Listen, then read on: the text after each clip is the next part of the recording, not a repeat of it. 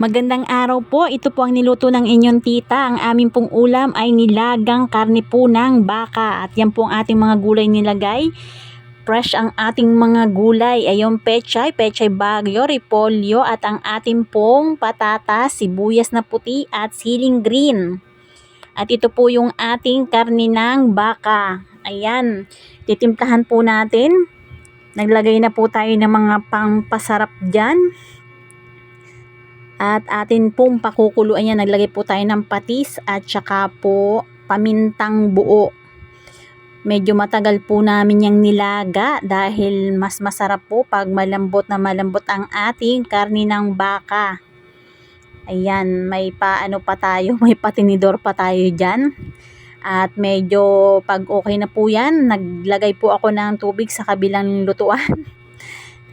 Nilagay po natin ang sibuyas, pamintang buo at inilipat po natin yung ibang sabaw ng ating nilagang karne ng baka at patuloy ko pa rin yung pinakukuluan para mas malambot pa. At yan pong ating patatas, inilagay na natin siling green at ang ating pechay, yung pong mga duluhan yan. Ayan po. Medyo palalambutin po na natin yan bago natin ilagay yung kanyang dahon.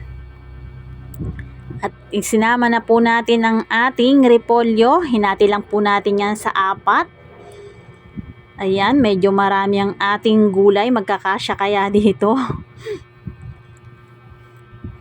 At nang kumulo na po yan, okay na. Nilagay na natin itong dahon ng ating pechay bagyo.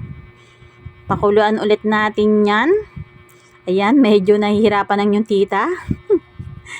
At okay na po yan. Ilalagay na natin yung pechay po natin. Ayan. At nang okay na po, isinama na natin yung ating nilagang karne ng baka. Ayan po. Yan po ang ating pinakuluan. Isinama na po natin at templado na po yung parehas. Medyo pakuluin pa natin ng isa at mukhang napakasarap na naman. Masarap na naman po ang kainan ng inyong mga tita, pati ng aming mga bisita. Ayan, ang ating pong nilagang karne ng baka. Napaka sarap, magulay, makulay po. Ayan po, at tayo po ay maghahanda na. At ang inyong mga tita nga ay nakakain na. At kayo nga rin po dyan sa inyong mga tahanan. Ayan, habang mainit po kasi ay kumain ng inyong mga tita.